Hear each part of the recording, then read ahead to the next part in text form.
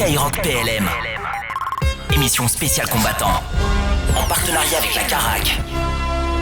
Bienvenue dans le studio de Skyrock PLM pour donc cette émission spéciale combattant, à retrouver également en vidéo sur la chaîne YouTube de Skyrock. Et Xavier, vous êtes donc expert à la Carac d'Orléans. Et la toute première, c'est celle du première classe Benoît qui nous demande précisément ce qu'est un combattant. Alors un combattant, c'est un militaire, on s'en doute, qui a participé à des opérations avec des missions qui lui ont été données.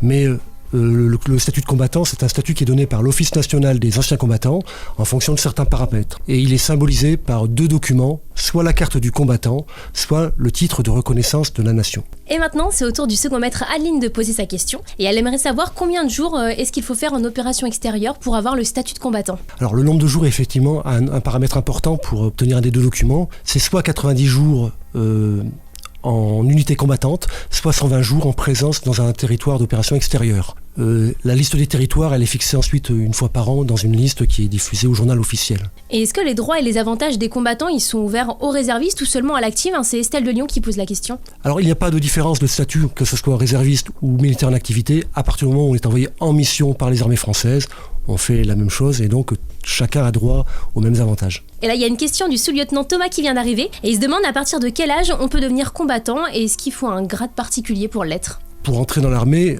c'est au minimum 17 ans, voire 16 ans lorsqu'on commence par une école de formation. Pour aller sur un théâtre d'opération, il faut être majeur, sauf cas particulier.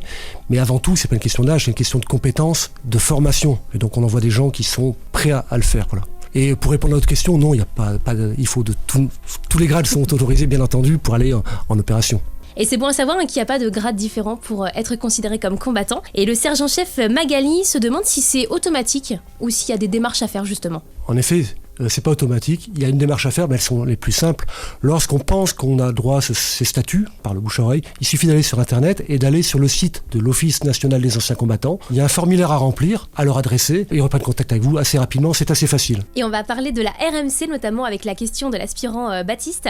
Donc la RMC, c'est la retraite mutualiste du combattant. Mais est-ce que vous pouvez nous expliquer un petit peu ce que c'est un petit peu plus en détail ? Oui, bien sûr. La retraite mutualiste du combattant, c'est un produit d'assurance vie spécifique pour les anciens combattants, les veuves de guerre et les militaires d'activité qui ont fait des opérations au territoire extérieur. C'est un produit qui permet de se constituer une rente pour obtenir un revenu complémentaire au moment de la retraite. Et c'est un droit à réparation pour des services rendus auprès de la nation. Et justement, pour bénéficier de cette RMC, est-ce qu'il y a un minimum à mettre ? Il y a un minimum à mettre qui est de 150 €, donc un minimum très bas. Et il faut simplement cotiser entre 4 et 10 ans selon son âge, avec un minimum par année de 80 €. Et au maximum, combien est-ce qu'elle rapporte cette RMC ? Elle va rapporter en fonction des sommes que vous allez mettre. Mais pour bénéficier des avantages qui sont nombreux dans ce produit, il faut savoir que la rente que vous allez pouvoir obtenir est aujourd'hui de 1 837 €. Ça, c'est le plafond officiel, auquel va être rajouté chaque année des revalorisations et des bonifications qui sont distribuées par la Carac en l'occurrence, en fonction de nos gains. La Carac, qui le rappelle, est une mutuelle d'épargne de retraite et de prévoyance. Et c'est au tour du caporal Lucie de nous poser une question. Et elle aimerait savoir ce qu'on peut déduire comme cotisation de nos impôts. Et est-ce que la rente de la retraite, elle rentre dans ses revenus imposables ou pas ? La question est très pertinente. En fait, la retraite mutualiste combattant, très intéressante parce qu'elle a de nombreux avantages. Et là, vous venez de citer deux avantages principaux. L'un à l'entrée du produit, l'autre à la sortie. Donc oui, au moment où vous versez des sommes sur la retraite mutualiste du combattant, vous faites baisser votre revenu imposable et donc vous payez moins d'impôts. Ça, c'est le premier avantage. Cet avantage vous permet aussi, en faisant baisser votre revenu fiscal de référence, de pouvoir obtenir d'autres avantages, comme l'obtention du prêt à taux zéro, payer les cantines un peu moins cher. Pour ceux qui partent, les militaires qui partent en vacances en utilisant les organismes des armées, payent en fonction de leurs revenus. Et bien, en versant sur la retraite mutualiste du combattant, ils baissent leur revenu fiscal de référence et ils peuvent obtenir des tarifs plus intéressants. Ça, c'est à l'entrée du produit. Et puis, il y a un autre intérêt à la sortie. Plus tard, et dès 50 ans, donc on n'attend pas à 62 ou 67 ans comme tout le monde a en tête pour la retraite, mais dès 50 ans, on commence à toucher une rente et cette rente, elle est non imposable. Et ça, c'est unique sur les produits financiers actuels. Et ce sont les deux avantages. Il y en a d'autres, j'ai un peu de temps que je vous expliquerai avec grand plaisir. Avec plaisir aussi. Et justement, comment est-ce qu'on l'obtient, cette RMC ? C'est quoi les démarches ?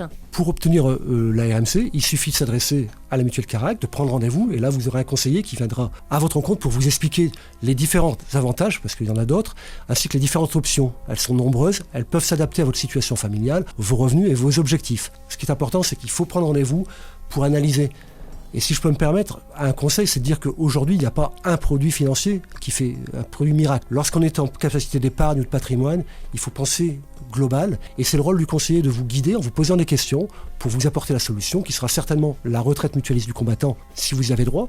Mais on a aussi d'autres solutions qui peuvent être ouvertes aux autres militaires, voire à leur famille. Et plusieurs organismes proposent la RMC. Pourquoi venir à la CARAC ? Ce qu'il faut savoir, c'est que la CARAC a été créée par et pour les anciens combattants, pour diffuser la retraite mutualiste du combattant. Dans 2 ans, nous aurons notre centenaire. On a été créé en 1924. Et aujourd'hui, la CARAC est la première en nombre d'adhérents avec 320 000 personnes qui nous font confiance. Et donc ça, c'est le premier point. Ensuite, notre démarche, depuis toujours, elle est associée au monde des combattants. Donc on est en relation permanente aujourd'hui avec les militaires en activité. Et par exemple, on a développé des outils numériques de façon à leur faciliter la vie lorsqu'ils sont sur les théâtres extérieurs pour pouvoir continuer à gérer leurs dossiers. Et on sait très bien aussi que lorsqu'ils sont en France, il leur arrive fréquemment de déménager. Et dans ce cas-là, on a un réseau d'agences partout sur le territoire qui permet de les recevoir où qu'ils aillent. Voilà, donc ce sont les forces de la CARAC.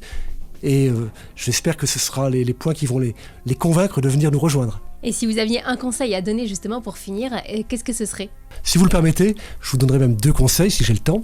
Le premier, c'est qu'il faut ouvrir la retraite mutualiste du combattant sans tarder dès qu'on a obtenu les titres de carte du combattant ou de titres de reconnaissance de la nation. Pourquoi ? C'est parce qu'il donne droit à des avantages par l'État.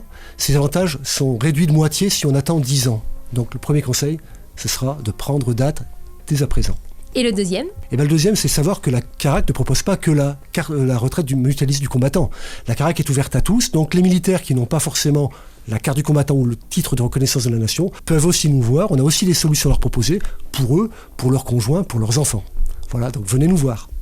Eh ben merci pour ces beaux conseils et avis à tous les adhérents qui sont à l'écoute ce soir. Vous avez plein d'infos maintenant. On a répondu à un maximum de questions avec Xavier qui est expert à la CARAC d'Orléans. Merci beaucoup d'avoir été avec nous. J'en profite d'ailleurs pour vous souhaiter un très bon anniversaire en avance.